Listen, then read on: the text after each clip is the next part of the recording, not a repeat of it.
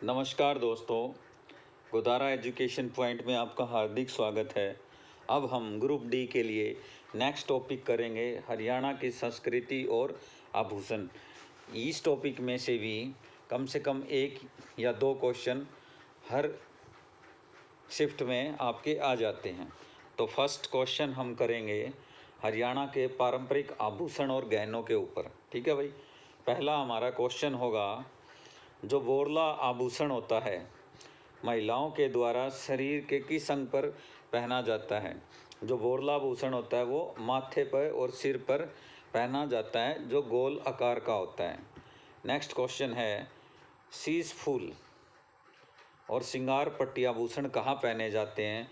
ये शीश फूल और श्रृंगार पट्टी सर पर पहने जाते हैं। क्वेश्चन नंबर 3, कंठला और हंसली आभूषण शरीर के किस अंग पर पहने जाते हैं।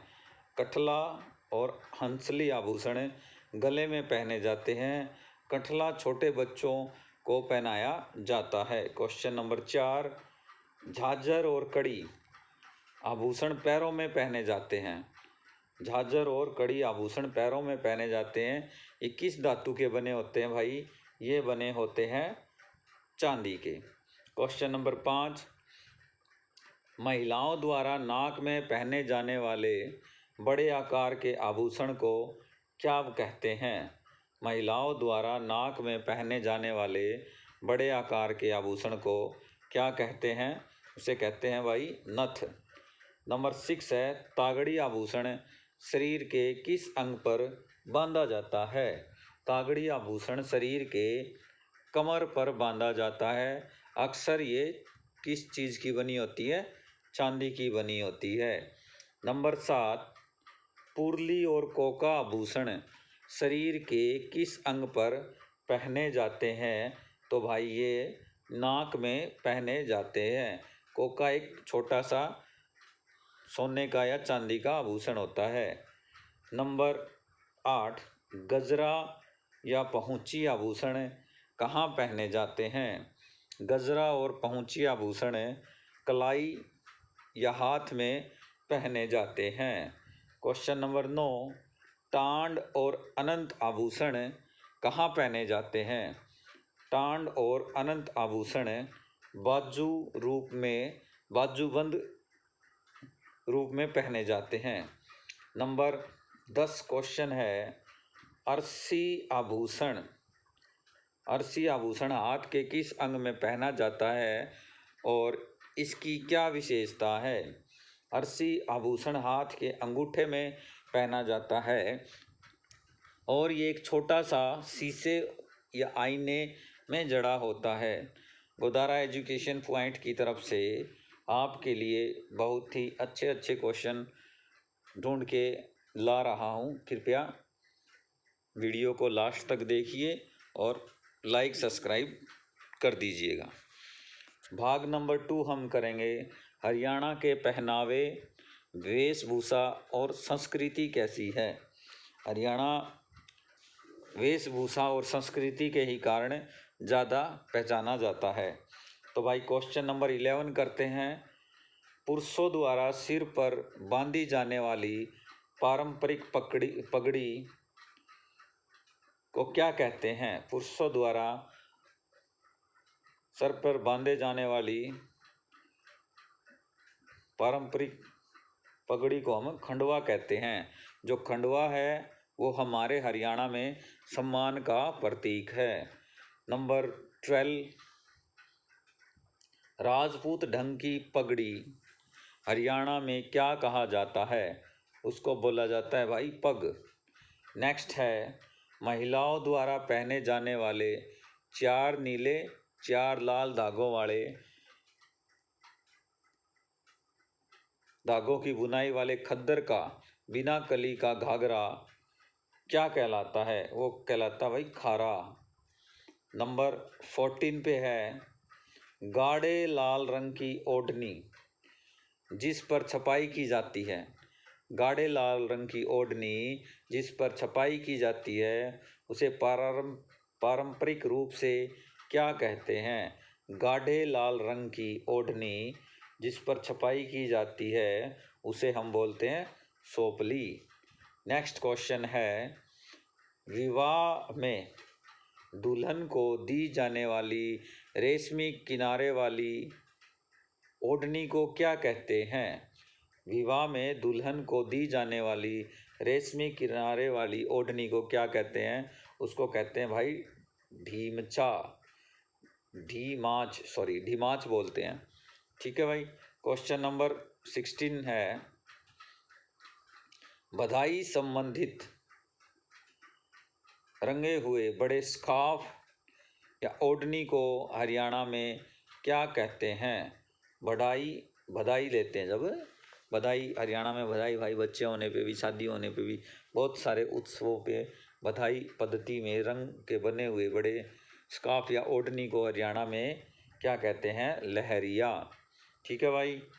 क्वेश्चन 17 आ गया हमारा, जाट महिलाओं द्वारा पहने जाने वाला गहरे लाल रंग का पारंपरिक ओढ़ना क्या कहलाता है? जाट महिलाओं द्वारा पहने जाने वाला लाल रंग का पारंपरिक ओढ़ना क्या कहलाता है? कंग। क्या कहलाता है? कंग। पुरुषों द्वारा सर्दियों में ओढ़े जाने वाले मोटा सूती कपड़ा या चादर क्या कहलाता है? पुरुषों द्वारा सर्दियों में ओढ़ा जाने वाला मोटा सूती कपड़ा या चादर क्या कहलाता है? ये कहलाता भाई दोहर या खेस। खेस नाम तो लगभग सबको ही पता है, ये दोहर थोड़ा ध्यान रख लेना भाई। नेक्स्ट क्वेश्चन नंबर 19 है, कमरी वेशभूषा शरीर के किस भाग में पहनी जाती है? कमरी वेशभूषा पुरुषों द्वारा छाती आधी आस्तीन के कुर्ते के ऊपर जैकेट की तरह होती है। जैकेट की तरह नहीं होती भाई, आजकल तो क्या कोई नहीं पहनता, लेकिन जो हमारे पुराने टाइम के पुरुष थे वो पहनते थे, छाती और आधी आस्तीन के कुर्ते के ऊपर जैकेट होती है। नेक्स्ट है क्वेश्चन नंबर 20, सूती कपड़े पे रेशमी धागों की कढ़ाई की ओढ़नी क्या कहलाती है, जिसे हरियाणा में शाल कहा जाता है? शाल तो लगभग सबको पता ही है। सूती कपड़े रेशमी धागे कढ़ाई की ओढ़नी को शाल कहते हैं। उसको क्या कहा जाता है? फुलकारी या बाग। फुलकारी मोस्टली सबको याद है, बाग का थोड़ा ध्यान रख लेना। ये क्वेश्चन आपको गोदारा एजुकेशन पॉइंट की तरफ से करवाए जा रहे हैं और वीडियो के लास्ट तक बने रहिएगा। आपको ऐसे ही मोस्ट इम्पोर्टेंट क्वेश्चन मिलते रहेंगे। जैसे ही टॉपिक वाइज हमारा हरियाणा जीके ख़त्म होता है तो हम करंट अफेयर की तरफ भी रुख करेंगे। तो वीडियो में बने रहिए और अपने दोस्तों के पास भी शेयर कीजिए। नेक्स्ट है हरियाणा के लोक नृत्य और लोक कला। हरियाणा का सबसे प्राचीन लोक नृत्य कौन सा है, जो राजा हर्षवर्धन के समय से चला आ रहा है? हरियाणा का सबसे प्राचीन लोक नृत्य कौन सा है, जो राजा हर्षवर्धन के समय से चला आ रहा है?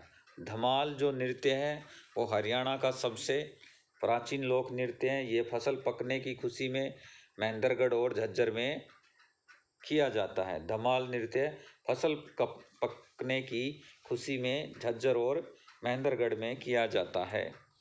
नंबर 2, केवल महिलाओं द्वारा किए जाने वाले नृत्य कौन सा है, जिससे प्रश्न उत्तर पूछे जाते हैं?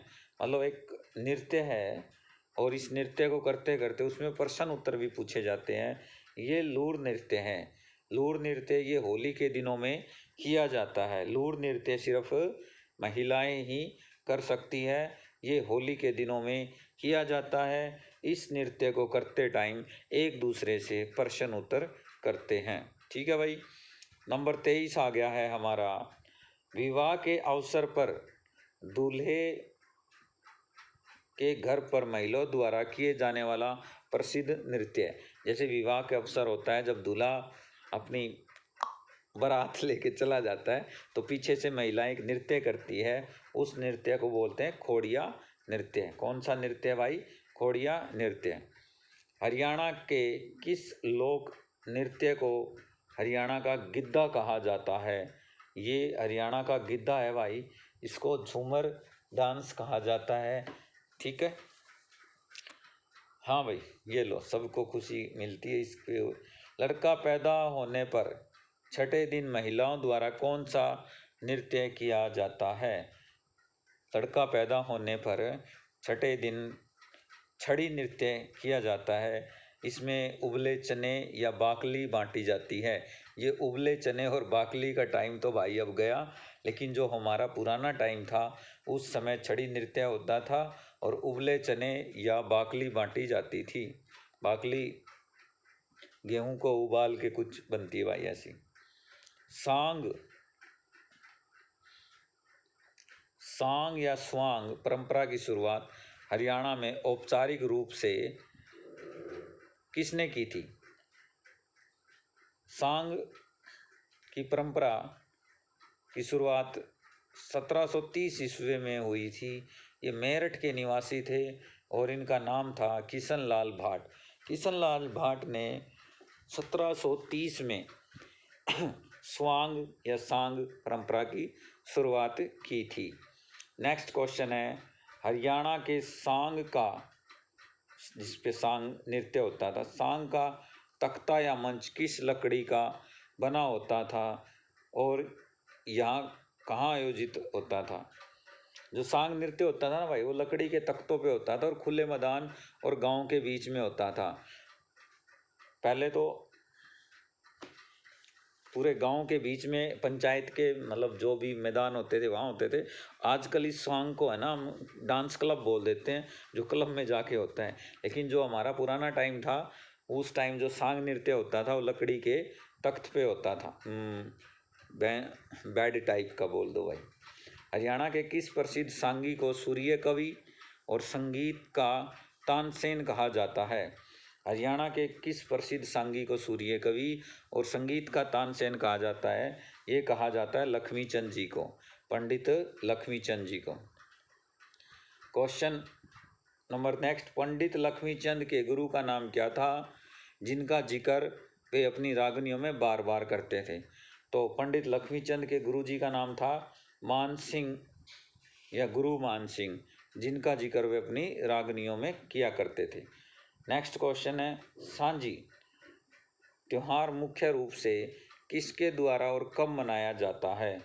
जो सांझी त्यौहार होता है वो कुंवारी लड़कियों द्वारा नवरात्रों के दिनों में मिट्टी और गोबर से दीवार पर कलाकृति बनाई जाती है। ये भी आप लोगों ने देखा ही होगा। नेक्स्ट है भाई, मेले त्योहार पारंपरिक रीति रिवाज, भाग नंबर 4। हरियाणा का प्रसिद्ध सूरजकुंड शिल्प मेला प्रति वर्ष किस महीने आयोजित किया जाता है? ये फरवरी महीने में फरीदाबाद में आयोजित किया जाता है। कुरुक्षेत्र में प्रति वर्ष गीता महोत्सव किस महीने में मनाया जाता है? ये मार्गशीर्ष, मिंगसर बोल देते हैं जैसे अपनी शॉर्ट भाषा में, ये मिंगसर महीने में बनाया जाता है, या इसको ये आता है नवंबर और दिसंबर के मिड में। ठीक है भाई। नेक्स्ट है, बाबा मस्तनाथ का मेला हरियाणा में किस स्थान पर लगता है? बाबा मस्तनाथ का मेला रोहतक के बोहर गांव में लगता है। स्थित को अष्टल बोहर मठ भी कहते हैं। बाबा मस्तनाथ का मेला बोहर गांव में लगता है, ये है रोहतक में। गोगा पीर की पूजा के समय भक्त अपने साथ एक लंबा लोहे का डंडा रखते हैं। उत्सव पर कौन सा नृत्य किया जाता है? छड़ी नृत्य किया जाता है या गोगा नृत्य किया जाता है? गोगा जी महाराज किसके लिए प्रसिद्ध है? सांपों के लिए। ठीक है भाई। क्वेश्चन नंबर नेक्स्ट देखिए, शीतला माता का मेला हरियाणा में बहुत प्रसिद्ध है। शीतला माता का मेला कहाँ लगता है भाई? ये गुरुग्राम में लगता है। शीतला माता को चेचक की देवी भी माना जाता है। ठीक है। नेक्स्ट क्वेश्चन देखिए, सती का मेला हरियाणा के किस स्थान पर लगता है?